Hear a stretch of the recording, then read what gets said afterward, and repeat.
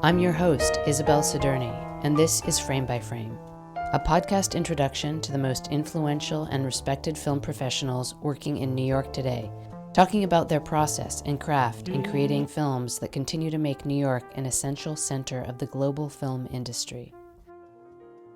In Frame by Frame's episode 5, Post Factory founder and filmmaker Alex Halpern and picture editor Angelo Corrao talk about their process of editing Alex's 2002 feature documentary, 9 Good Teeth, and the evolution of New York's independent film community across 2 generations. Before 9/11, Post Factory was like going like gangbusters. Angelo and I were able to lock ourselves in an editing room. We had Joel and Ethan in one room. We had Al Pacino in another room with Susie Almager, right? We had Bruce Springsteen with our friend Tom Zimney in another room. But nobody knew it because we were in this shitty loft on the end of the West Village. You'd come up, you'd think you were going to some kind of like garbagey like industrial building, and then you come into this little sort of gem. There was all this stuff happening that made people think like, I'm just going to create, and they found an audience. Frame by Frame is brought to you in partnership with Motion Picture Editors Guild and Post New York Alliance, because it's how you finish that counts. Our website is postnewyork.org, and we can be found on Twitter at @postny. Our host for today's session is Post Factory. Alex and Angelo began talking about how they first met in developing Alex's documentary film project, 9 Good Teeth. It was around the same time, 1996, that Post Factory began to build its reputation for supporting some of New York's most important independent filmmakers. I think it was like summer 2000 that David Leonard introduced us.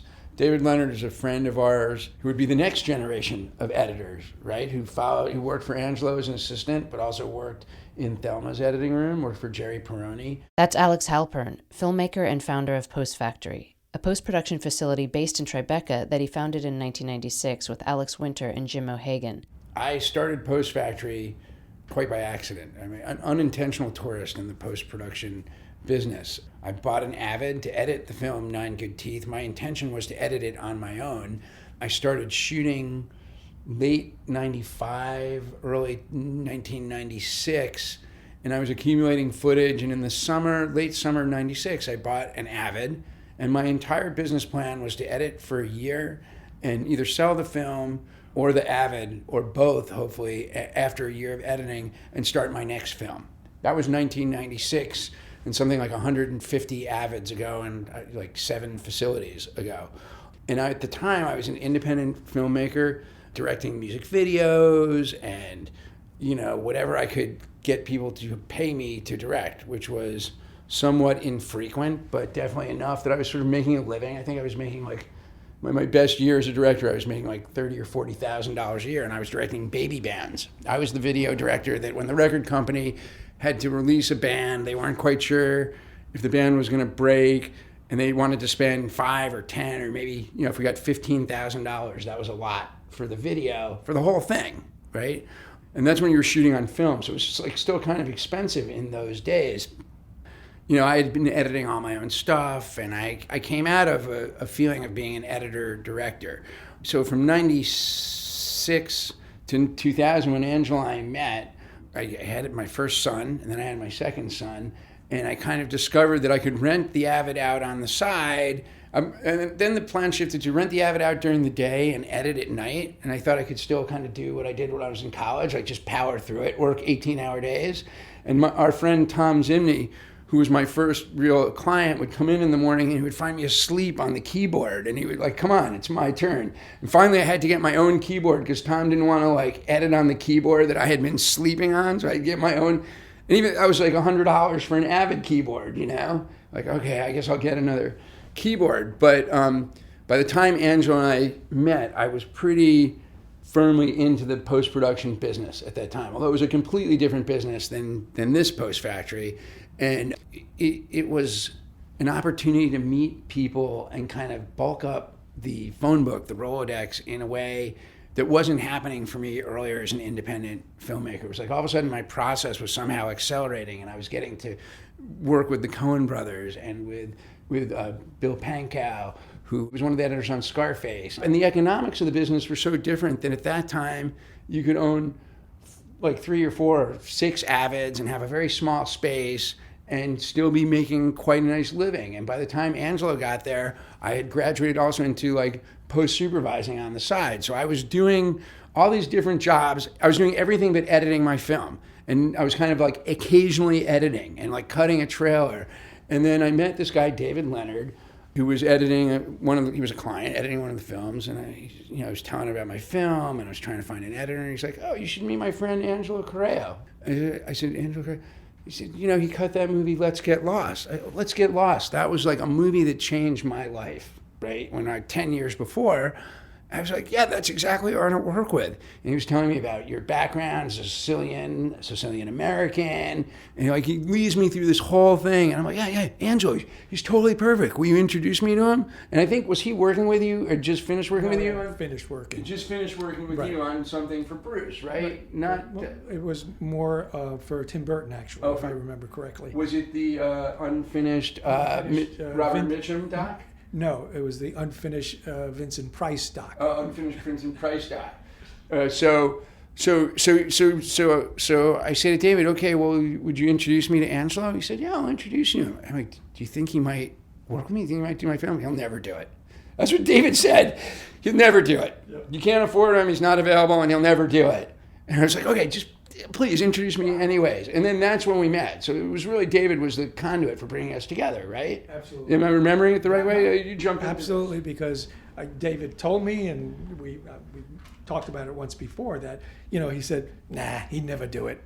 Just like that. And it took you by surprise. I mean, he can't even, say hello to me or meet me. We're, have Sicilian backgrounds. How about this? Yeah, and I was still pretty starstruck at that time. I mean, that was like, I was still a baby in the business. So the fact that I was friends with the Coen Brothers and sort of knew some other important filmmakers hadn't done anything to diminish my starstruckness of you or other important editors. I mean, just as an aside, when we first met Bill Pankow, he had been, I guess it had been a few years since he cut Scarface, but Jim O'Hagan, my partner who passed away, and I heard about Bill, and Bill was coming to cut some movie for Miramax. I can't remember what it was. It might have been Drumline. And we heard Bill never came downtown, never left Sound One, which was the place in Midtown, right? And we were terrified of Bill Pankow. He cuts for De Palma. He's so important. The first day Bill got there, Jim and I were almost shaking in our shoes.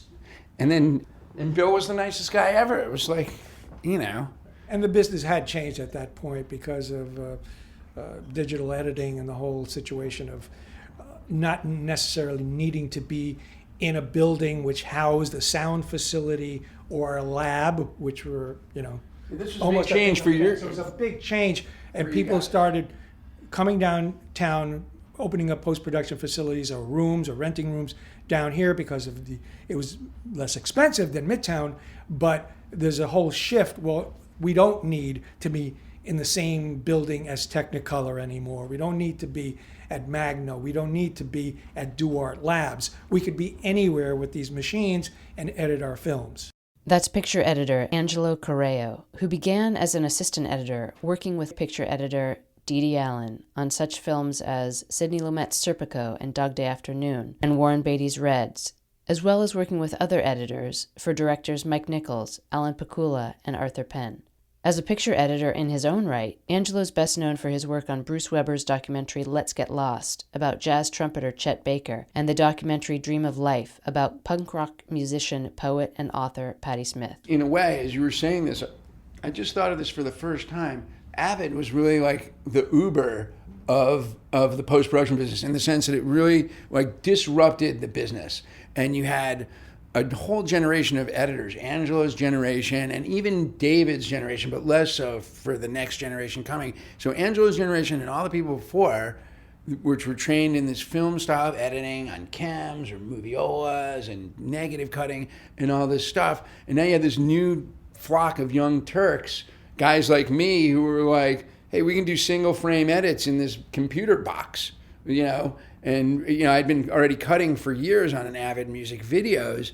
And you could understand that it was also sort of an intimidating transition for you guys. For a lot of us. Right? I mean, of course, We might have been starstruck, but you guys were like, what's this technology? And there were two different types of editors. The ones who were technically interested and always were up to date. And they took to it very easily. And then there were people like myself who could care less about, film technology, making opticals, working on film. That was fine. As soon as you get into the area of computers, I had absolutely no interest in it. I had no experience in it.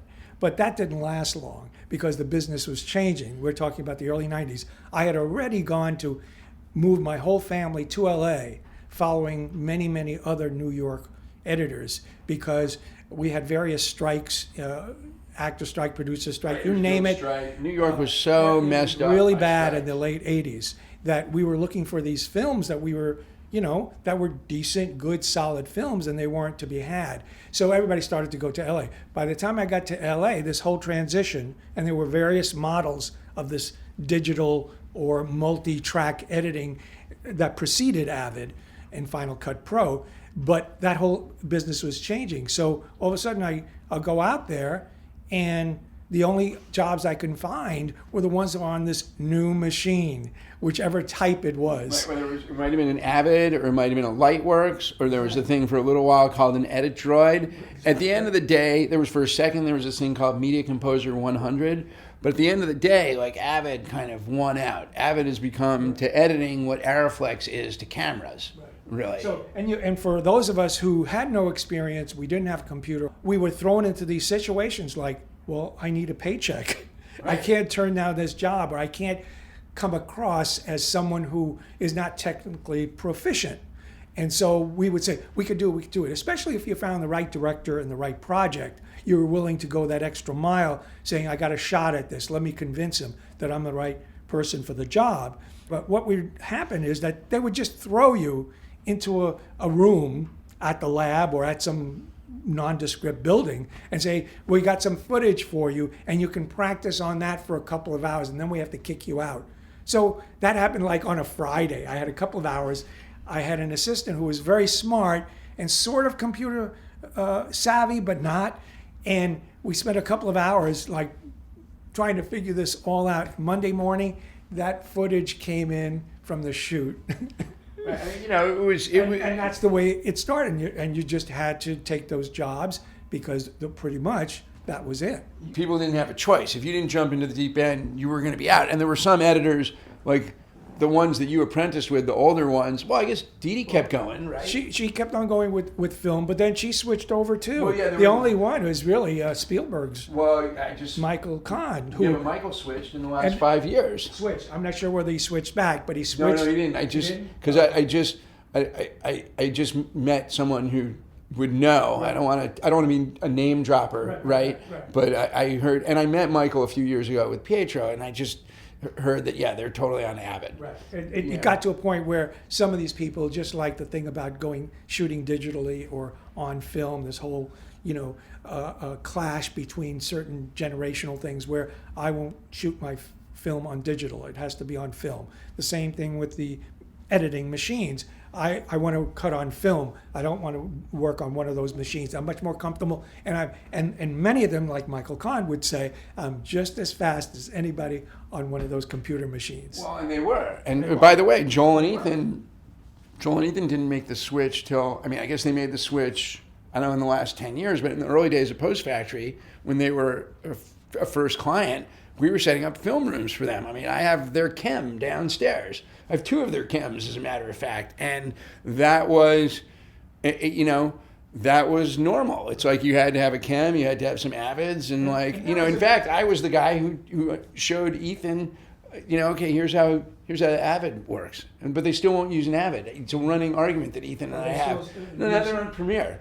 They went to Final Cut, then they went to Premiere. Yeah. That was actually the Steenbeck thing, which was a German editing machine, which was on we call a flatbed, which is like a table, and the rolls of film would be put on the various cores that would be able to run the film from one side to another, backwards and forwards. And so it took a few of us a little bit to get used to that. It was a much bigger leap to Avid, because we were still handling film. You were putting the rolls on. You were cutting on the. Did you started on a moviola? Yeah, started on moviola. Oh, I see. I never worked on a moviola. I trained on a flatbed, Right. and I was pretty proficient on it, but I never started on a moviola. So that was the mini step, though. It was nothing like the Right. total transition into digital. Who is your friend whose dad used to cut for, Artie Schmidt? Artie Schmidt's dad cut for, what's his face? Billy Wilder. Billy Wilder, right? Yeah. The editing room is like a doctor's office, or really like even like a therapist's office. So there's some stuff that just never leaves the room, and that's the bond between editor and director, or editor and co-editor. You have to, and this. Go ahead. And that's one of the important things that we sort of don't talk about. We get into the mechanics of editing and objectivity and subjectivity and your own personal sensibility, but it all starts with someone making a phone call trying to hire you or have heard of you, and then you try to again find a collaborator who you're simpatico with. There's something there that connects you. Of course, in many projects, especially if they're features, you read the script, so you have to really analyze the script and prepare yourself to have this interview. If this is a first-time job with this particular director, and I've seen that the more simpatico, the more I have this connection with this person, not necessarily that we agree on everything, but there's something there. And then the second part is that there's a subject that speaks to you, the film itself, or what they're trying to do, speaks to you in a certain kind of way that you understand on, let's say, on a very, very deep level. There are people who could care less about cutting a baseball film or whatever, but I'm making that an easy point. But something that really speaks to you in that story, besides working with a terrific partner. And then the third thing would be, what do you see yourself being inspired by, where you can bring something to this project that's really extra special? Why should he hire you? Because 10 people can do the same job just as well. But sometimes someone sees something in you at that interview or while you're working that says, oh, this guy understands it, or what I'm trying to do, or something that I'm not even aware of at a level which can be a great contribution to the project. I want to interject because I think it's a very interesting point, that first interview. And I remember when you and I got together the first time, and I think ours was somewhat atypical because, first of all, I was afraid that you weren't going to take the job. So I was kind of wanting to sell myself to Angelo, right? Which is not usually the case. Usually it's the other way around. The editors are like actors. They're kind of, in a way, it's a kind of audition. And I had met other editors. I had tried to work with other editors. I had like assistant editors. I'd worked with younger people. But, it took me that first 4 years really of like just accumulating footage to be willing to even let go of the idea of like, I'm going to edit this myself. Because also at that time in independent filmmaking in New York, you had this idea of like, well, what do I need to do to kind of uplift my own career? So I was both, for me, it was a duality. I was intimidated. I was excited. I wanted to like convince this guy, but I wasn't really sure that I wanted anybody. I'm not sure about the intimidation part. No, I wouldn't be privy to that. No, you wouldn't be, because it's your own internal dialogue. I'm this young filmmaker. We met when I was, like 35? So how old were you? 55? Could be, yes. 55? Your credits were, besides Let's Get Lost, Reds, Dog Day Afternoon. I mean, Angelo has worked with and worked on the best movies, the seminal, game-changing movies. It literally, like, were the beginning or sort of the early stages of changes in film movements here, especially stuff that was happening on the East Coast. So I'm thinking I'm getting together with this guy who's worked with like Sidney Lumet, Warren Beatty, who else? Arthur Penn. Arthur Penn, right? Like all these the towering figures of American cinema, the figures Mike Nichols, people that were my heroes and that I had studied. And I'm thinking, if I hire him to come and work with me on my very personal small film, what if he's just kind of this guy that's going to come in and tell you, like, well, here's how it is, kid. Right? Like, this is how it's, if you want me, this, and that was a real fear. And it took me, I understood that you were a kind, sort of thoughtful, deep person when we first met, but it took at least like 6 or 8 weeks of us working together side by side before I felt like I could loosen up and kind of just be. And also the film was, I had like, I don't know, 100 hours of like interviews and footage, and it's all about my family and this very personal stuff. So you're kind of inviting somebody to kind of really get under your skin, and not only under your skin, but under the skin of all the people that make up who you are. So that was, it was intimidating for me. You know, there was no, I didn't have any distance from the subject, but the fact that we came from a very culturally similar background, and very quickly I learned that Angelo was very open and enjoyed experimenting. And that's what you talk about when you talk about Let's Get Lost. That Angelo didn't want to fit into any kind of rules of like, okay, here's how a film has to be. And we were really partners, and we really, in a way, wrote the film. When you're making a documentary film, there is no script. I mean, I had this giant board of index cards, right? And I plotted out the movie, and I had an idea, which wasn't really necessarily the 3 acts, but I had an idea of like, this is how the story flows linearly, right? And then we can break it up from here. And like, then I had this great guy who was like, okay, well, let's try this. I've seen this. And it was like working with like somebody who knew how to cut great music videos or something. All of a sudden I was like, okay, perfect match, right? Yeah, and it was also, you don't get there, you know, like finding each other. You finding a person like me that could speak to, not only a cultural thing. I happened to be someone who was interested in film in a kind of way where I was open to the broad nature of the art form. I wasn't just interested in conventional, we shall call them conventional Hollywood scripting and production. I come from a European background. I saw all the films from all the directors of every country, Fellini, De Sica, Renoir, Antonioni. I was also an appreciator of definitely Hitchcock and Godard. You know, so all of that. Also theater and artwork. I talk about this all the time. Angelo. In fact, you know, I was a I'll backtrack. True Renaissance artist. I'm not sure about the Renaissance part, but Renaissance in the sense that you know. I was open to a lot of stuff. You were open to so many things, and then I think I'm the first generation, or really like the next generation of filmmakers after me, where it's like where you're not coming at it with that approach, where you have kids, and especially now, kids like coming at it from a much more technical, here's how the machine works, and like, here's how 2 images go together, but it kind of feels right, but they don't even understand, oh, that happened in, The Duelist, or that happened in, Touch of Evil 60 years before, you know. And all of that was, you know, fermenting and happening during the 50s and the 60s, and my generation was the beneficiary of those kinds of foreign film movements, with contrast to American filmmaking. I'm not saying one is better than the other in a generalized kind of way, but there was a much broader sense of what the medium could do, because all these people were experimenting after World War II and just prior to World War II. There was all these different kinds of movements that, you know, were, you know, opening the floodgates in various cinemas in each one of the foreign countries, and we would see all these different kinds of films. So we recognized right away, oh, that kind of standard American film is one way of approaching it, but this kind of film does it a different kind of way. Is that legitimate?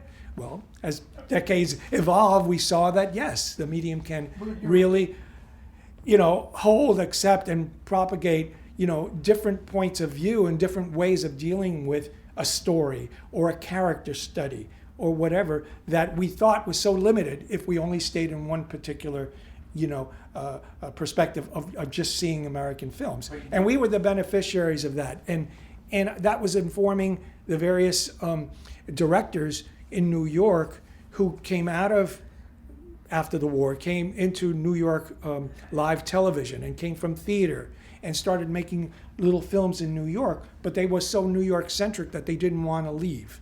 So they were able to make their films in New York without having the studio look over them and dictate certain terms to them. They were adamant about not leaving. Arthur Penn, Sidney Lumet, George Rohill, Mike Nichols, you know, all Martin Scorsese. I mean, all these guys, right? It's like there's this whole school of New York filmmaking that happens between, you want to say like 68 and 1980, in that 12 years. And you're not even mentioning the experimental filmmakers. You're not even mentioning people like Warhol, right? Right. And then you also had people like Robert Frank, right? You had like what was happening in New York. And I was waiting for you to say this, but I'm going to jump in and prompt it.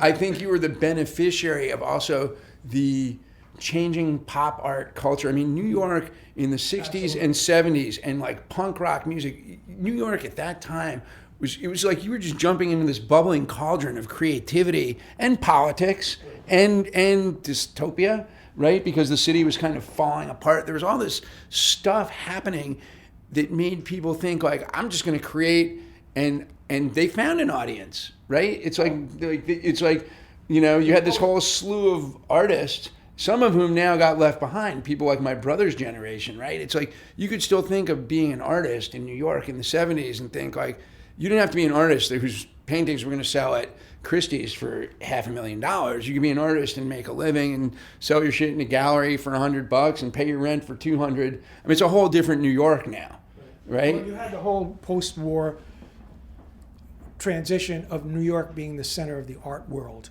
After World War II, abstract expressionism and all the other movements in the art world were flourishing in New York, and they were opening all these different kinds of doors for people to look at art different kinds of ways. And that slowly but surely affected filmmaking with Warhol. And I mean, there were precedents to this. There were the surrealists from the 20s and the 30s. Stan Brakhage and Maya Deren and all these people, but there was Stan Brakhage and Maya Deren and Andy Warhol and Ed Emshwiller and Tony Conrad. All these people that are experimenting. Tony Conrad was experimenting with just projecting white light on a wall. What about that guy who hypnotically in the Chelsea Hotel? Was his name Charles Smith? The guy who also made the Harry music, Smith. Harry Smith, right? The Harry Smith Archive, right? Or Harry Smith Anthology. So it's like, so why wouldn't we? Because we were away from the studio, which was beginning to crumble anyway, why wouldn't we, being a different kind of cultural community here in New York, take advantage of all these movements? We were all talking to one another. We were going to these museums. We were going to these shows. Cocktail parties. Right. So all of a sudden, that lingua franca, if I may, became something that, you know, was in the community. So for someone to say, oh, you can't do that, someone would look at you like, are you joking? I can do anything I want. Right. And so that was the kind of thing that we were hoping that would happen to the film community here in the U.S., not just the Europeans experimenting with leisurely pacing and weird character studies that went nowhere. You know, all these things where in the film world and even in the theater world, really, building a film on just a 3-act structure or whatever, and there's a beginning, middle, and end, and something happens at the end of Act 1, and this other thing happens in the middle of Act 2, and then at the end of Act 2, then when you have to trigger the beginning of Act 3, all these kinds of formulaic things, not that they went away, but they weren't adhered to with such conventionality. Well, that's where you and I, when we got together, and fast forward to 1999, 2000, and you kind of had some of what Angelo was talking about in me coming out of the world of music videos where, you know, and I was a baby director. I didn't, you know, make any, I made one video that kind of moved the needle a little bit, but you still had this kind of sense of like wanting to experiment. The film that we were making, that I was making, was very early on in the personal documentary sort of genre. Now it's like everything's a personal documentary. You know, it's like the line from Nine Good Teeth to Keeping Up with the Kardashians is that's not a big stretch, right? But nobody could have imagined Keeping Up with the Kardashians in 2000. If we sat in the editing room in 2000 and said, you know what, in 15 years we're going to be watching TV about some crazy chick just running around like doing her thing, Angelo would have, you know, we'd laughed at each other, you know. But so we get into the editing room and we have all this like simpatico and this art simpatico, and like, okay, how do we do all that and still find an audience? Because that's the challenge, right? It's like you want to do all this, you want to find this idea of self-expression, and what Angelo and I tried to work on and figure out was like structure and storytelling and subtext and layers of subtext.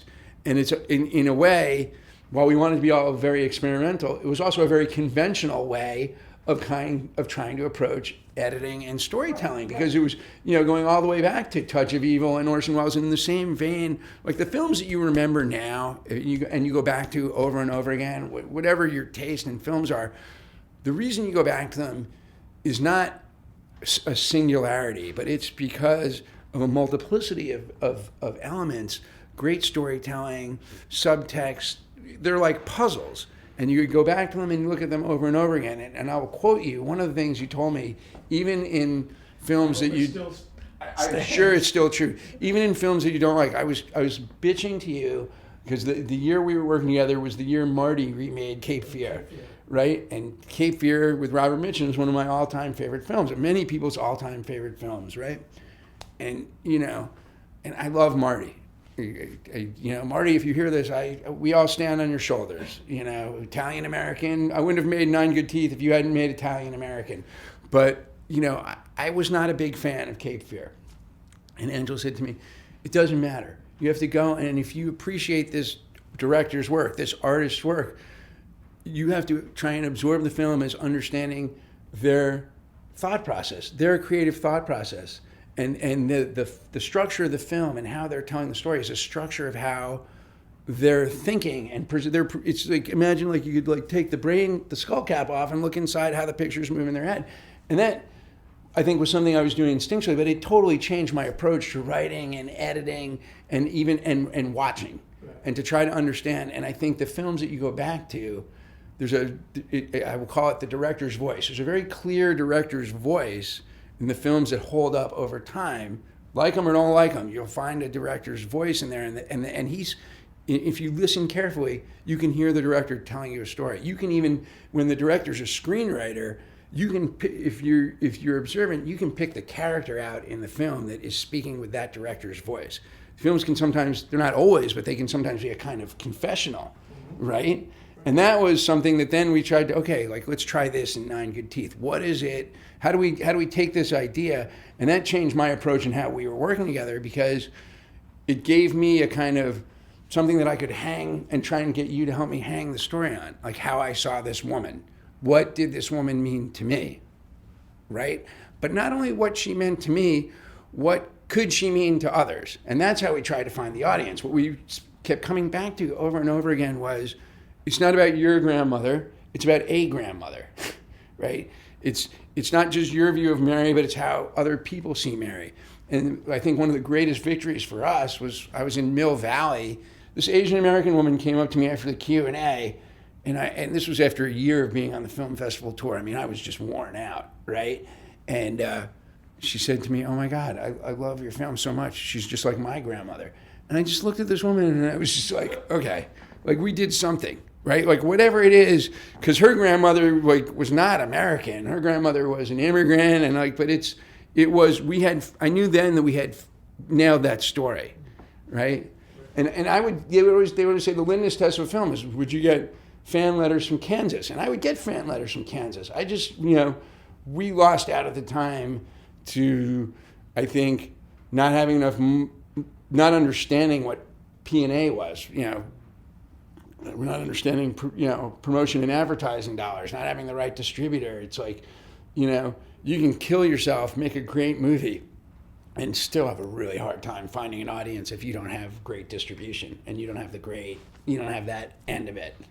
Well, vis-a-vis, Nine Good Teeth, again, having seen, let's say, you saw Let's Get Lost, I was in that mode of wanting to experiment. It was actually the first, Let's Get Lost was the first documentary I'd ever done, which was very intimidating, because not only was it the first doc, it was on 16 millimeter film. And it was with music and dialogue, and it was going to have sound effects. So these were multi-tracks on a flatbed. Steenbeck and Chem are the same kinds of machines. They're table machines. And I was intimidated, but I still had this idea that maybe what I was happening to me watching, becoming disenchanted with the certain things that were happening in fiction, that they weren't going deep enough. They were beginning to get formulaic or whatever. I found a certain kind of liberation when I first worked on this film, when I went for my interview, when I listened to the music, when I heard what the story was supposed to be about. in a loose kind of way. I said, wait a minute, I haven't made my own film in about 15 years. I haven't been able, because I've been working on all these high profile films. I don't have time to go out on weekends. I'm working weekends. There are no weekends. And that I said, wait a minute, I'm going to be like a partner in writing this thing in some kind of way. Yeah, I can absolutely. use those other muscles. I can use those other ideas. Some will work, some won't. I'll let my partner, my director, talk to me, work with me and say, I love that. Or it's a nice idea, but it doesn't work. All that kind of stuff. But still trying to say, okay, I think I know what the formula of these kinds of pieces is supposed to be. Let me look at the material. And the material that Bruce Weber shot, who's the director of the film, but he was not the cinematographer. That was Jeff Price. But the style was what they and the look they worked on together, was that the material was so different. It felt different. It was black and white. I think it was reversal, and it looked like jazz footage from the 50s, and it had this mood, and you listened to this guy's voice, and and then you saw him as this decrepit drug addict, and you tried to, and this beautiful angelic voice, and you tried to put all this stuff together, and you go, holy shit, this is great. You mean I can contribute a little bit more? And that was the liberation. So by the time we go 10 or 20 years later, some of those things are no longer pushing the envelope kind of things. They already existed in documentary. They'd been evolved. And again, I'm a huge fan of the Maisels. I'm a huge fan of Pennebaker. Albert Maisels was a friend of mine. Their approach from and Frederick Wiseman. I don't know. I never met Wiseman, right. And Wiseman I think is a little bit different. It's somewhat conventional, but a little bit different. Right. But they had a style. I will say a cinema verite, a sort of observational, distant, almost journalistic style, and that was what defined sort of documentaries up until Let's Get Lost. I mean, I think there was some changes. Let's Get Lost stuck inside the ground rules of documentary films, but it took an approach that certainly advanced the genre. And I think you may not have rewritten the genre. I think it legitimized the parts of the film that were more poetic or lyrical, made within what was supposed to be like a journalistic portrait of this particular musician. It somehow, for a lot of people, I'm not saying all, worked in a kind of way where I make the joke that after the film came out and won these awards, we went to the Oscars and all that kind of stuff, is my phone would be ringing off the hook. And I was very glad and very happy. Then I realized they were all documentary phone calls. And because they wanted a film. I love that film, and I have this project and I want something just like that. And I'm going to myself, just like that? Am I going to repeat it for the same thing? You can't. What did you shoot? What's the feeling? What's the sense of the character or the issue? I've never really done a lot of social or political issue documentaries. I don't go that route because maybe that's not a strong point for me. I'm more interested in character studies, et cetera. But, so I would get these phone calls and I would say, well, wait a minute, I have to really see what the subject is, see how you shot it, and then we can discuss if there's a way to push the envelope a little in certain areas that would give you what you want, what you're thinking of, that these other leaps where you want your film not to be like everybody else's, because it's a calling card. And so many more kids were coming out of film school and getting into documentaries because now it was legitimate. In the old days, if you got into documentary, that was it. Your career was over. That's what I was trying to say. The whole generational thing. At lunch, right? Yeah. Like, I came out of film school, it was like New York was hopping with Jim Jarmusch and Joel and Ethan and Spike Lee, and then there were some like experimental East Village filmmakers. I'm of that generation where if you didn't want to be in a rock band, you could become a filmmaker and kind of become like a rock star, right? Like these guys, and like it was followed by Quentin Tarantino and some of these other guys, right? And when you saw Let's Get Lost, you had the feeling like, wow, I can like also like I can take these sort of independent filmmaker approach to these sort of real life stories, right, which the Maisels and Pennebaker weren't necessarily doing.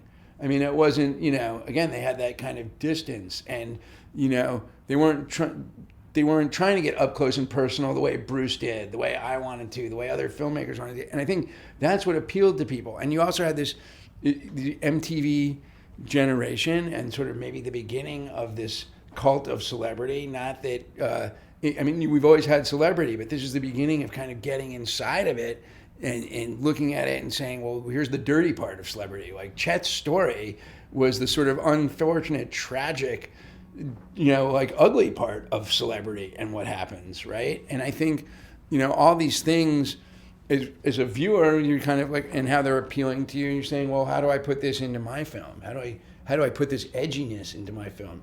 But it's interesting what Angelo was saying, by the time I got to him 11, 12 years later, I was probably another one of those in the long line of like, I want to make something different. Let's Get Lost sort of rewrote the idea of the documentary about music. Before that, you had, certainly Marty had done some stuff with The Last Waltz, and you had like concert films, and you had... They were more traditional. You had, Demi had done the Talking Heads one, right? And there's the famous Led Zeppelin. You had like traditional sort of like big band concert movies or like performance things, but you didn't really have this sort of like inside the creative process. And I think that's also what Bruce got to in that movie. It gave you a look at the sort of extraordinary challenges and pain of like this one man's process, and that something so ugly could produce something so beautiful, which was what Chet's life was. It was right there. You look at this craggy face of this drug addict, and you hear this angelic voice, whether a little bit more crackly in the later years, but we're using the music from his whole career, and you're going, oh my God, what am I looking at? There's this otherworldly kind of feeling that you're getting from trying to pinpoint, how exactly can I, look at this subject and really get a real sense of it. We were also describing not just a person, but an era. We were evoking time and place and all of that because they approached the shoot that way. Bruce shoots anything that walks and talks, and he was doing that. But at the same time, most probably in the back of the head, he said, I want to create this scene as if it was happening in the 50s. And I want to create this as if it was like the jazz that, I think this place should have been like, this bar or whatever. And so I'm getting this material which is supposed to speak to me. What can I do? Make a conventional film out of it? That would have been horrible. No, and by the time you and I got together, I would like to think that I was taking a similar approach. That I was trying to, because we were working on a film that spanned 100 years, and I had this like treasure trove of old movies, like my great grandfather had shot, like extraordinary archival stuff, and we would try to do things that would also kind of do that thing where it's like, okay, like we're gonna make this section of the film is talking about the 20s. We're gonna shoot it like it happened in the 20s. We're gonna do this sound this way, mix, and that's what I was talking about earlier. This kind of layered storytelling and how you like buttress the structure and the extraordinary opportunity we had to work that way, because I have never actually been able to work that way since. And I think this is what Bruce had. Bruce self-finances his film. That was the one and only film that I could self-finance. So on your dime, you're able to indulge your every fantasy or what kind of artist you want to be until your dime runs out. Near the end, I had to start making compromises too. And that was coming back to Post Factory. We're running Post Factory, and that was one of the peaks of Post Factory and the financial success and what was going on as a young editing company and being a young Turk in the post-production business gave me this freedom to sort of write my own ticket. And when I initially started Post Factory, after that first Avid and that first year and I was sort of getting into it, I remember I met with a friend of mine who now, again, I don't want to be a name dropper, so I'll just say very successful guy, runs one of the main networks that we all watch on cable TV. And I was telling him, I think I don't think I can go to Hollywood. That doesn't seem like the right culture for me, and I don't know about going back to music videos. But maybe if I do this editing thing and I make enough money, I can like carve out enough time to kind of do my own thing. And really, like before 9/11, that was what we were able to do. I mean, Post Factory was like going like gangbusters. Angelo and I were able to lock ourselves in an editing room. I mean, that was, and when we were there, we had Joel and Ethan in one room. We had Al Pacino in another room with Susie Almager, right? We had Bruce Springsteen with our friend Tom Zimney in another room. I mean, but nobody knew it because we were in this shitty loft on the end of the West Village. You'd come up, you'd think you were going to some kind of like garbagey like industrial building, and then you come into this little sort of gem of a 3,000 foot post-production facility, which essentially meant just a bunch of avids. We didn't even have shared storage. Everybody had their own like drives at that point. I couldn't even afford, even though we were doing well, I couldn't afford to, or I didn't want to spend the money on the shared storage. I wanted to just, spend the money on the film because we were still shooting film, right? And that time we were shooting film and converting it to a digital medium.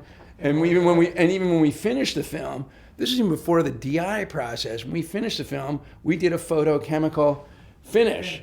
And that's also how the business has changed now. It's like, you were talking earlier about like, hey, in New York and in the 70s and people stayed in New York, you can't do that anymore. Like, it's not a business. Like, yes, there's an element of there's certain New York filmmakers that want to stay away from the studio or they want to do their own thing.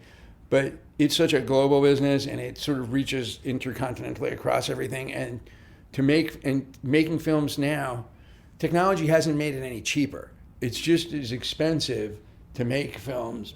Sadly, the independent distributors think that the independent filmmakers can make films for cheaper, so they're paying less than they did back in the day when I started. It's harder to recoup when you make an indie film. But, it's still just as expensive to hire an editor for a year. You want to hire Angelo for a year? That's not inexpensive. I mean, he's not the most expensive, but we would hope that it wouldn't be.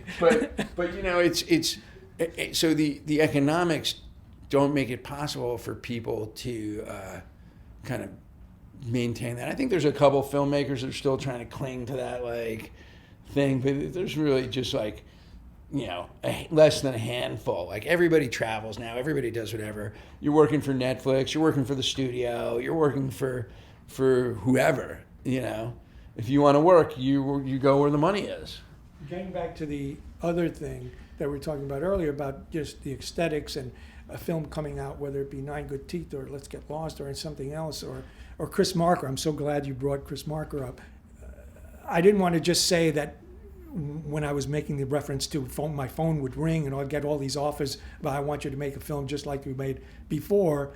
There were times when, this is self-aggrandizing, but I just wanted to finish off that thing, where people were actually imitating certain elements in Let's Get Lost, that feel or whatever. So I worked on the Patti Smith film, Dream of Life, which did not necessarily copy Let's Get Lost, but he was a photographer just like Bruce Weber was. He had a different, same sensibility. The material was him. And they were trying to put the film together, we shall say, in this kind of broad montage style, or at least elements in the film having this style of montage and layering of sound and image. And they called me. And so when I saw it, I realized why they called me, because there were certain similarities. And the same thing with the film that I did a couple of years ago about Harry Dean Stanton, the actor, partly fiction, Harry Dean Stanton, partly fiction. The woman director, Sophie Huber, she and her DP were trying to copy the certain kind of feel and photography in color, most of it, that Let's Get Lost had. So this whole new generational change is that while all this technology is changing, what was allowable in the documentary genre was beginning to shift. And you had all these younger people saying, why are you telling me that I can't do it? Why, I'm seeing it a different way. And then being influenced by 30 odd years of this progression of different kind of documentary films. I'm not saying there weren't good fiction films being made during those 30 years either. We could spend 2 hours talking about that too. But I'm just saying that these things were, parallel movements that were going on at the same time. The technology part, the aesthetics part, the young people part, that, you it was hard and hard to tell them, because they had the tools. They can go out and shoot. You couldn't tell them they can't go to shoot, because they go out in the field and shoot all they wanted and come back with stuff that you would go, that's amazing, or whatever. So there was a whole new generation where they could take those kind of chances, because there were the investment of the money at particular junctures was not as great. Well, certainly you can look, and documentary filmmaking, first of all, it's for the love of the work. It is not for the money, And I told you I was at the documentary awards 2 weeks ago. It's, that's every single person in that room has a day job, just about. You know what I mean? It's like, it ain't easy. And certainly, like, yeah, you can go out and get a camera. You can shoot on your iPhone, for God's sakes. And it still comes back to Mary, Chet, Patti Smith, Dylan, like Edie, whoever it is, Kitty Genovese, right? It's story, right? If it's not a good story, nobody's going to care. And you have to have, and especially in these character-driven stories, these characters are compelling on and off the screen. All the characters. If you sat in a bar with Chet Baker, I'm going to bet your ass that you would be happy to sit in that bar for 10 hours and listen to him tell his story, right? But that gives us the license, because we sense at the interview, after we see the footage or whatever, that there's something there. There's a terrific film or terrific character study to be. And we're given the license up here, mentally, intellectually, to say, okay, I grasp that part. What else can I bring to it? What else can I do to really take another step into that inner world? But you can't. Before, there were all these boundaries about what was acceptable, what was this, what was that, even if you had a good subject. But the boundaries also let you take a bad subject and force a kind of interest to it, right? You could take a sort of dull subject, put it into conventional like boundaries, dolly it up a little bit, and if the character was somewhat less exciting than some of these other characters, you could still kind of create a film that might find an audience.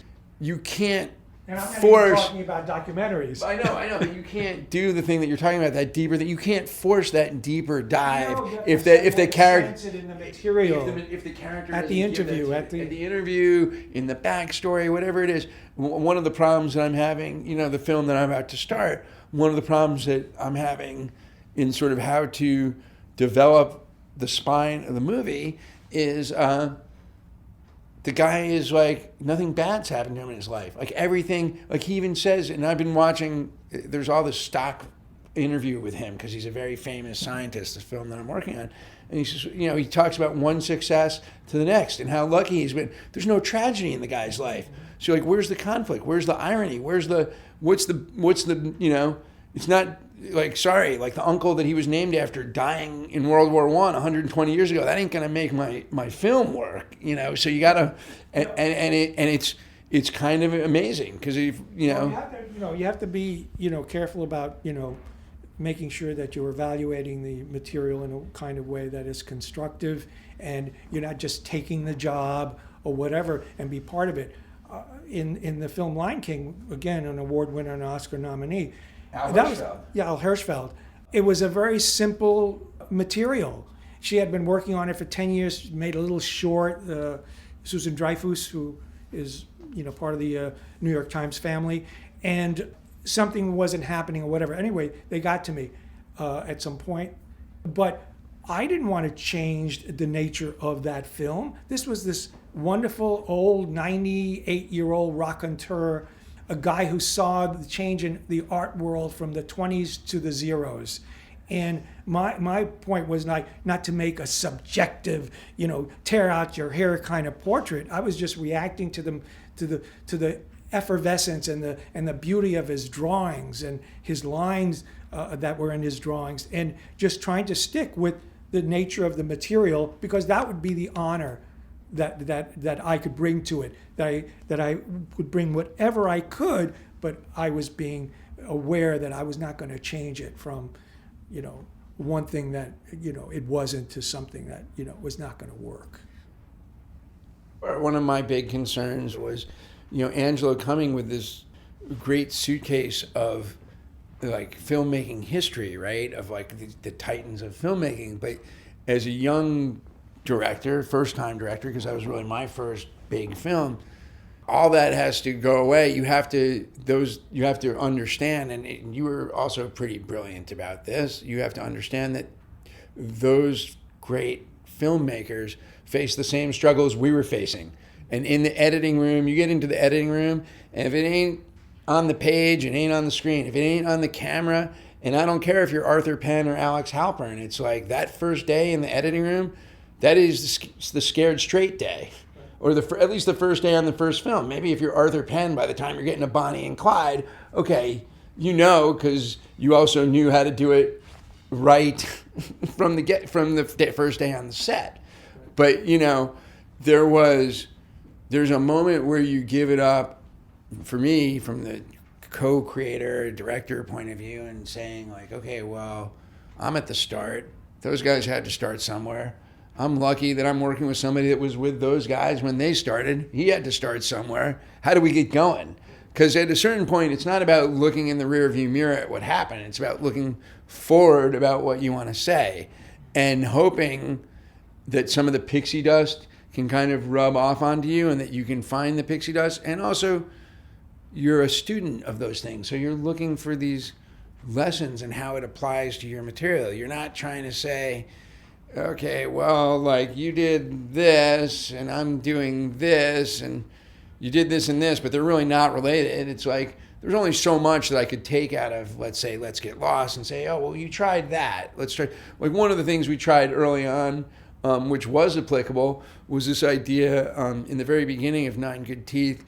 I had all these like different audio recordings and interviews and like wire recordings with Sicilian, that like this wire recorder was in my grandmother's basement. And it was like, there was no real place to like make them into a story or into a scene, but I loved this material. I'm like, how, and Angelo came up with and then sort of started it, and then we kind of fine-tuned it, this idea of a kind of like, almost like a mashup tape. Like if you were using my kids kind of, where you took like all this audio and kind of put it on like 40 or 50 different tracks and kind of just trimmed it out and edited it the right way. So you'd start with one conversation and pick up with another. And each night you can't really hear what she's saying, or you sort of start to hear it, but it would kind of, later on in the film, we'd like kind of pick it up again, because then it became the Italian phrases. And then by the time Angelo and I were almost done with our work, and I started to work with the composer with that same idea in mind, I was thinking about this island of Stromboli where my family came from, and it being at this sort of crossroads of the Mediterranean, and the story that my grandmother would always tell about how the Phoenician sailors came there, and this sailors and that sailors. So I said to Tis, I'm like, man, I want to have like Arab music. I want to have this music. I want to have like these different, I want to come up with some piece that has this kind of both ancientness that you could have heard in Rome and you could hear now on that same island. And if you were listening to it now, it'd be like some old dude on a craggy rock wall playing his Jew's harp, like, or the sound of the wind through the cactus. What does that sound like? And I never would have had that instinct or that impetus if we hadn't done the first part. But it's different for the editor, who is not only the grandson, but the filmmaker, who has all this stuff that he's been carrying around for decades. We come into it at a particular point in time when it's pretty much all shot sometimes. And so we have to get into a mindset. So we come to it with whoever we are, as you were intimating in your original question, is that we're a walking, talking human with all these impulses, all these things that make up who we are. You know, like Chris Marker, when I saw his film, they're stills, they're this. I'm sure I incorporated that feeling, not the actual thing, in Let's Get Lost. We carry all this stuff, that all these little moments in an Anthony Mann Western with James Stewart, about that outlaw who's the first time we'd ever seen psychologically, whatever, cowboys. You bring all this stuff, what does that mean to me? Oh, it sort of made me think about my father. So all these things that you're just accumulated inside your brain, inside your feelings, and coming up with, a certain kind of identity. You're bringing this to the film. The other thing that you're trying to do, that the director is trying to get you to do, it's like he's saying, I'm carrying around this kind of feeling inside my brain or inside my head, and you're trying to get the editor to like take that feeling and put it onto the film, which is a kind of absurd idea, right? I mean, the film, whether it's a piece of tape or a digital image or like in those days a piece of film, how do you get like a feeling to imprint on this piece of celluloid? And that's the real art and genius of editing and filmmaking, when you can do it, when you can sit back as the author and look at it and say, my God, that moment captures what I'm feeling inside me.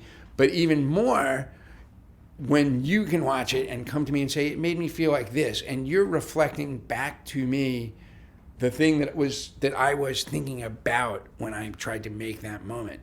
And that is the kind of like rarefied moment that you try and you work so hard and you can't overcut. It's like, it's a very, and you know, Angelo and I, like, we worked for a long time, but you also have to learn when to stop working, right? Because you can just massage the crap out of a film and then it's just mush. But those are the things that you're wrestling with. And maybe that's our process. If you sat here with, you know, my friend Tom McCarthy, who made Spotlight, I don't know if that's Tom's process. I don't know if that's what, but I would think that because Tom is a writer as well as a director, as well as an actor, that yes, there's a certain something that he's seeing a situation a certain way before he gets to his screenplay, and then he's trying to, it's like he wants to convey a certain intangible to the audience.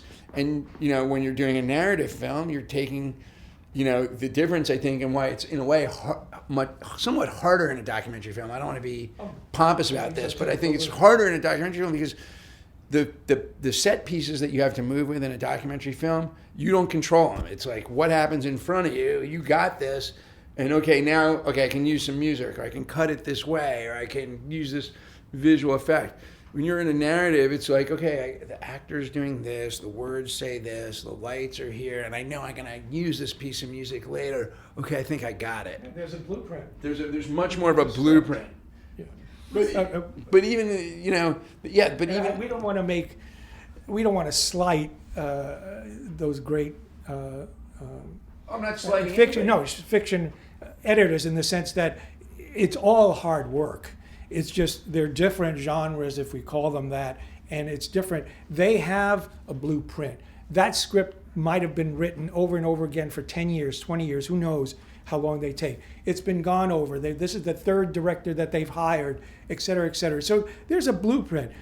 Once you get the actors, it becomes something new. Once you get the footage in cutting room, it becomes the last rewrite. So it's all different. Yeah, and the story stays the same. No, but the story, one of the favorite phrases of narrative producers is you rewrite the script 3 times. First you write the script, then you write it again on the set, and then you write it again in the editing room, right? It's a famous kind of thing. Yeah. And the stories, I was going to say, the stories that you told me about Dee Dee, right? And how you guys, Dee Dee Allen, the methodology that Dee Dee employed to kind of also, when you guys were working on narratives, to kind of create that moment or find that moment, which is what we were trying to do in documentary film, not dissimilar to, and I haven't heard any stories from Tim Squires, but I am an appreciator of Tim's work and I am an appreciator of Ang's movies.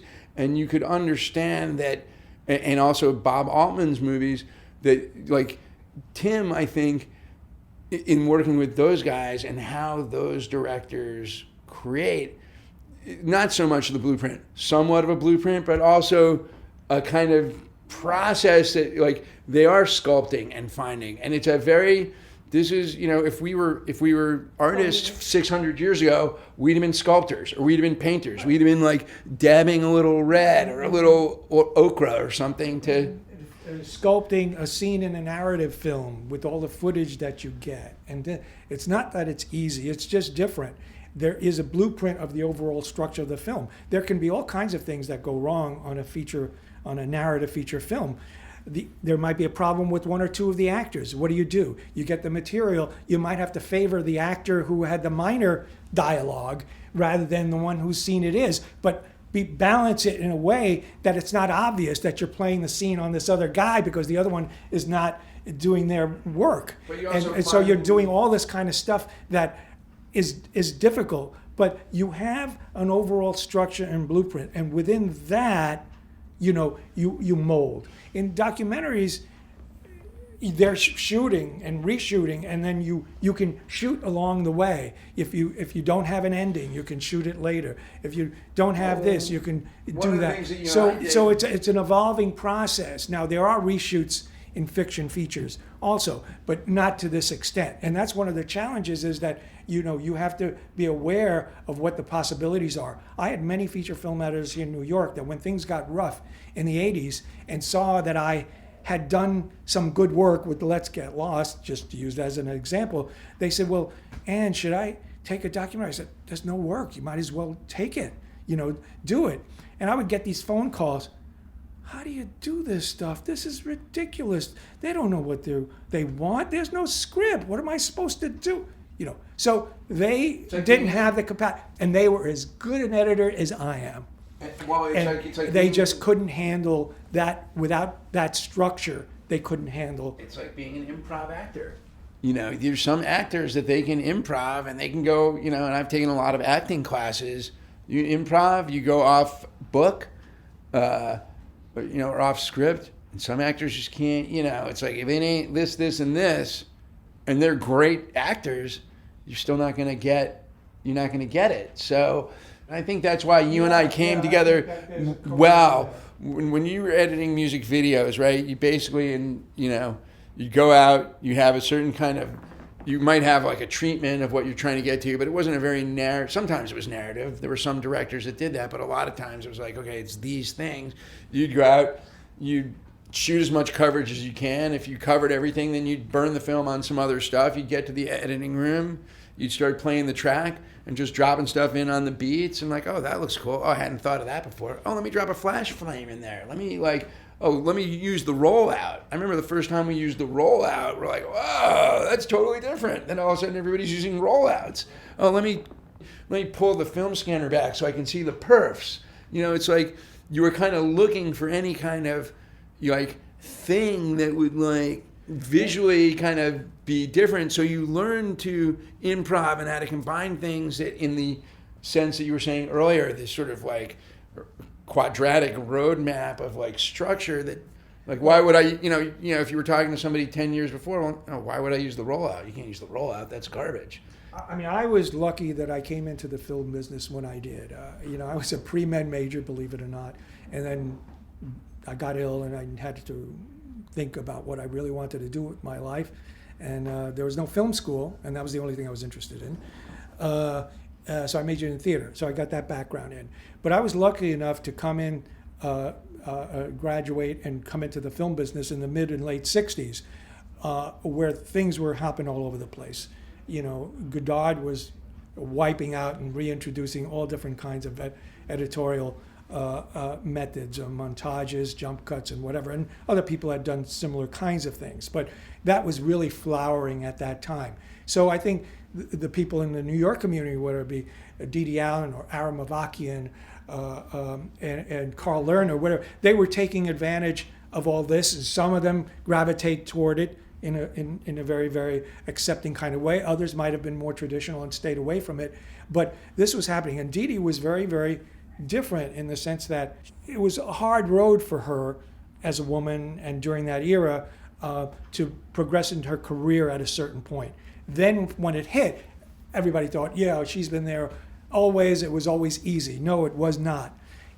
But she had this gene, we shall call it a gene, that working with these New York directors who said, hey kid, like on Odds Against Tomorrow, whatever, here's the film, see what you can do with it.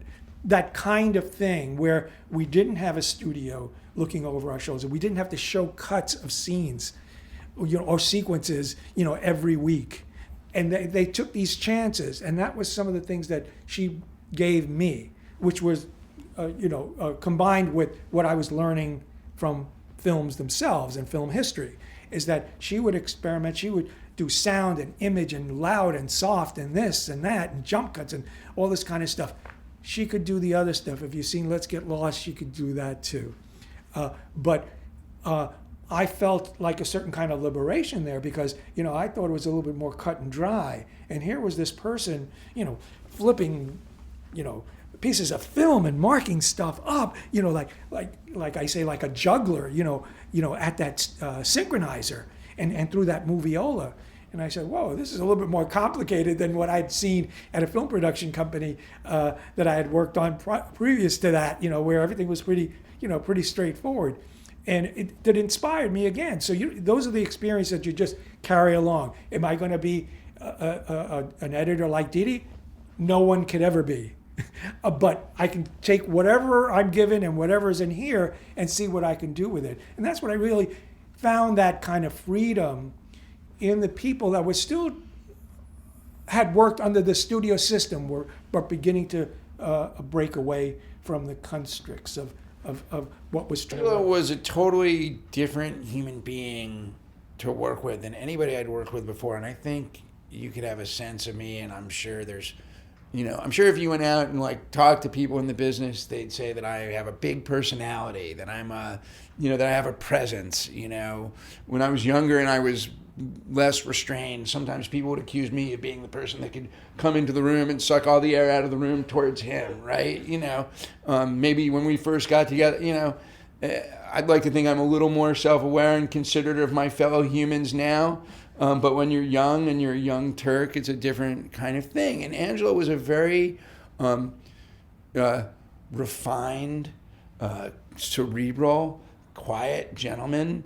And so it also took me a second to get into his groove and realize and I think that was the beginning of me kind of changing my approach and learning how to work with other people in a different way, because up to then you'd go shoot a music video with a band. You had to almost be one of the band to the kind of bands I was working with. You kind of had to bully your way around to get what you wanted. And then you go to the editing room by yourself. There was nobody. You didn't have to answer to anybody. You just had to answer to the record company, deliver on time, and create a good product. Well, now, I didn't feel like I had to answer to Angelo, but I certainly felt a definite respect and I wanted to be able to, I understood pretty quickly in the beginning of our process that it was not going to be a short process. You cut a music video in a week, 2 weeks, 3 weeks would be a lot. It's really 10 days, you're done. And I understood we were going to be together for a long while in a small room, about this size, sitting next to each other. Angelo, the first few weeks, he'd be like, oh, you can go and come back. Why don't you go run, do some post-factory thing, and I'll show you. I was like, no, I got to sit here. This is me being a filmmaker. I sat right at the table next to him, which I think, narrative editors, that kind of would annoy them. But during certain parts of the process. Yeah, but I was also still thought of myself as an editor. Maybe I was going to be the co-editor. That wasn't what was going on, but that was how I kind of came into it. And we learned to get into each other's groove. And I learned right away, okay, we spent 8 weeks just sitting there watching the stuff in a way that I hadn't even really watched it, making copious notes on legal pads. You see his notes right there, and that's what Angelo does. And we were logging 100 hours of material to figure out how we were going to attack it. We weren't going to, maybe we looked at one of my early cuts, but there was no cut to start with. So after about 8 weeks, it started to loosen up a little bit, and we started to understand each other. And, I would say we just got each other. And Angelo, we worked till 11 o'clock at night sometimes. We were working crazy hours, and Karen was like, what's going on? I had little kids at home, and she thought I was having an affair, for God's sakes. And I think it was a kind of cerebral affair. And it was I was also learning. I was a student, that was for me also. And, so was I. Yeah, we all learning from each other. And it was this opportunity to be I don't have to worry that he's imposing something on me. He's trying to learn something from me. I'm trying to learn something from him. And that imposing thing, I want to just clarify. I was also a little frightened of it because that's a very typical thing that happens with DPs, right? You work with a DP for a short amount of time. DP he's like the other king on the set, right? Sometimes it becomes a contest between the DP and the director. And so I've had a hard time with DPs because I have a very strong visual sense. I've shot a lot of my own stuff. I could have been a DP at one time and not been a director. But that I didn't want to, I'm too narcissistic to want to work on other people's stuff. And I mean that in a sort of self-reflective understanding of, it's like, whatever's in here, it's like, I used to edit for other people for a while, and then I would just feel like somehow distraught that I had given part of my internal creativity to somebody else for some BS toy commercial. Like, I edited crap too. I wasn't getting the chance to edit, it wasn't like I wasn't working with people like Bruce Weber. I was working with some, like low rent agency people. So for us, we found our way, and we developed our relationship, and we worked, and we also had another person in the room with us. She shouldn't be completely overlooked. Angelo's assistant, Laura Congleton, was certainly part of the process and certainly helped bind us together, because every editor has a fantastic assistant, and that assistant is a kind of protector of the editor.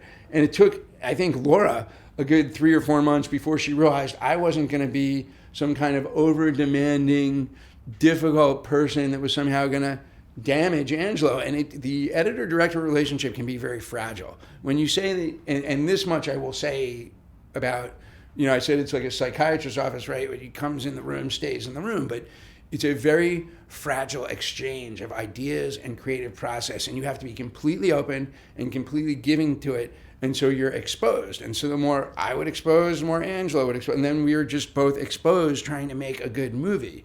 And that's why you can't have people invade the process. Then you're protecting the movie like your child, right? And it's your child. It exists between you and I always wonder like how it works where there's teams, right? If you have like on some big movies, they got 2 editors. I'm like, I think that's where the blueprint. I think that's where the blueprint thing happens more. That's when you're in the narrative world, like that's where it's. Because I don't think you could have that same kind of experience. I mean, if you and I were doing a narrative, I think we'd have the same kind of experience. But I don't think when you're doing studio pictures and you're like, okay, now I'm doing this movie for Fox, and like, here's the 5 editors that you get to choose from. It's also a different process, right? It's like the studio gives you the studio approved list, and if your guy or your woman is on the list, okay. But if they're not, you have to fight for it. And we didn't have any of that bullshit. So that also took a lot out of it. And we didn't have anybody breathing down us like, hey, where do we need to see the reels? Then later on, as the BBC got into it and some other like potential buyers, and Angelo was very good at helping to calm me down about certain things and kind of bring his experience to bear. Like HBO at one point offered us 5 times more money for the movie than they eventually paid. I think it was 5. I think they offered, I don't want to say the figure, but if it wasn't 5, it was like 3 times. I mean, it was a lot more money if we would give them the film and let them cut it down to a short documentary film. And we sort of thought about it, and this was after 9/11, and now I was hurting for money, and Angelo was like, you should do it. And I was like, I'm not going to do this. We've been working on this film for like almost 15 months now. Like, you know what? The next 30,000 isn't going to help the last 600 I already spent, and so we didn't do it, and so we wound up getting less money, but I had director's cut. It's like I bought my director's cut, and which I had been holding on to the whole time. And after the film premiered at Tribeca, Sheila Nevins called me up and she left me a voicemail. She said, and she was on the jury and she had recused herself from the jury, but she said, I'm so glad you didn't let me recut the movie. And I thought that was amazing on Sheila's part. Yeah, no, she called me and left me a message and like, yeah, you made the right decision to hold on to your movie the way it was, and resold it to HBO. We didn't get as much, but that's sort of the point of documentary filmmaking. You're not making it, I tell everybody, if you're making a doc, you're not making it for the payday. Even the doc I'm starting now, but I haven't made a documentary film in 16 years when we finished 9 Good Teeth. I'm about to start another documentary film. I'm not doing it for the money. I'm doing it because I found a subject that somehow is speaking to me. And it's not a relation, and it's a thing. And Angelo and I are just starting to talk about what will this film be like, and will we work on it together again? See, he doesn't realize how I got a whole plan. So we'll talk about it. Stay tuned for the next episode of Frame by Frame, when we'll hear the story of the birth and evolution of New York's Sound One as it became the nexus of the New York film industry from 1968 to 2011. Guests include founder Alicia Birnbaum, re-recording mixers Mel Zelniker, Tom Fleischman, Lee Dichter, and Dominic Tavella, sound editor Chick Ciccolini, picture editor Andy Monsheen, music editor Missy Cohen, ADR editor Michael Jacoby and Deborah Wallach, post-production supervisor Susan Lazarus, and facilities manager Jay Rubin, to name but a few. I'm your host, Isabel Sadurni, and this is Frame by Frame.